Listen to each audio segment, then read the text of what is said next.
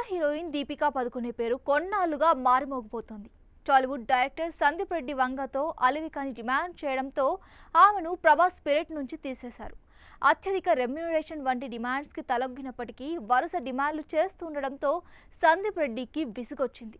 పైగా రోజులో 8 గంటలే షూటింగ్లో పాల్గొంటానని, సినిమా లాభాల్లో వాటా ఇవ్వాలని అనడంతో డైరెక్టర్కి కోపం వచ్చి ఆమెను తీసేశాడు. దీపికా స్థానంలో యానిమల్ బ్యూటీ తృప్తి దిమ్రిని తీసుకున్నారు. ఆ సమయంలో దీపికా స్పిరిట్ కథను లీక్ చేసిందంటూనే పరోక్షంగా తనపై విమర్శలు గుప్పించాడు వంగ. ఇదిలా ఉంటే తాజాగా కల్కి 2898 ఏడి సీక్వెల్లో కూడా పని గంటల గురించి, పారితోషికం గురించి డిమాండ్ చేసిందట. దీంతో ఆమె పాత్ర నిడివి తగ్గించాలని లేదా తనను తీసేసి ఆమె స్థానంలో తృప్తిని తీసుకోవాలని చిత్ర యూనిట్ ప్లాన్ చేస్తున్నట్లు ఫిల్మీ దునియాలో ఓ వార్త వైరల్గా మారింది.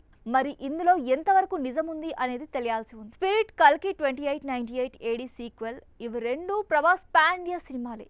ఈ రెండింట్లోనూ తృప్తికి నటించే ఛాన్స్ వచ్చిందంటే మాత్రం తన క్రేజ్ ఎక్కడికో వెళ్ళిపోవడం ఖాయం. కాగా కల్కి 2898 ఏడి సినిమాకు నాగ్ అశ్విన్ దర్శకత్వం వహించాడు. అమితాబ్ బచ్చన్, దీపికా పదుకొనే, దిశా పటాని, కమల్ హాసన్ కీలక పాత్రలు పోషించారు. సాయి మాధవ్ బుర్రా డైలాగ్స్ రాశాడు.